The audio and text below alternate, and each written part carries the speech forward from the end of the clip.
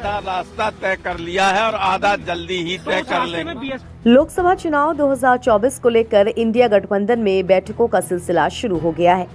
कल यूपी में seat sharing को लेकर समाजवादी पार्टी और कांग्रेस के बीच बैठक हुई, लेकिन फिलहाल सीट बंटवारे का फॉर्मूला नहीं सुलझ पाया। मगर बैठक के बाद सपा के वरिष्ठ नेता रामगोपाल यादव का बयान जरूर चर्चा बटोरने लगा। मीटिंग के बाद वो आशावादी दिखे और कहा कि आधा रास्ता तय हो गया है और आधा बाकी है।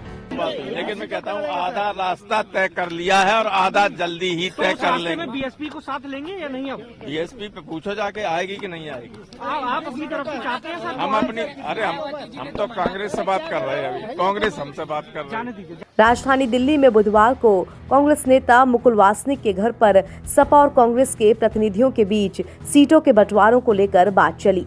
इस बैठक में सपा की ओर से महासचिव रामगोपाल यादव समेत कई बड़े नेता पहुंचे थे।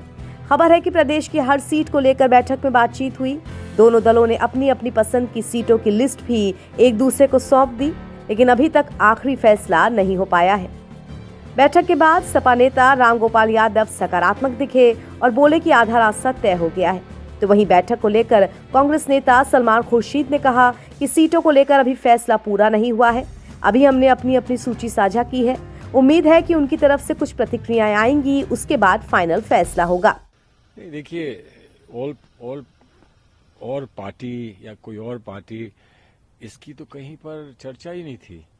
हमारा जो मैंडेट था, जो आदेश था, वो समाजवादी के साथ बैठकर और एक रूपरेखा बनाकर और उनसे ये समझौता करना था कि किन सीटों पे वो लड़ रहे हैं और किन सीटों पे हम लड़ेंगे। तो उसी संदर्भ में हम लोगों ने बातचीत करी, बहुत अच्छी बातचीत हुई।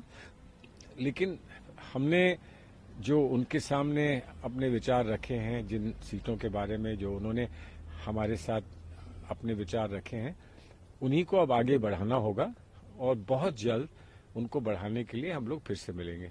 वहीं जब बात बसपा और मायावती की चली तो रामगोपाल और सलमान खुर्शीद दोनों ही कहते दिखे कि इसे तो शीर्ष नेतृत्व ही तय करेगा। देखिए, ये बातें जो हैं वो हमारे शीर्ष नेतृत्व के लेवल के हैं। जो इंडिया का अलायंस है और जिसमें जितने लीडर्स हैं, उनकी आपस के विचारों के साथ ये निर्णय लिया जा सकता है। इस पे हम लोग नहीं कुछ अपने लेवल पर कुछ कर सकते हैं।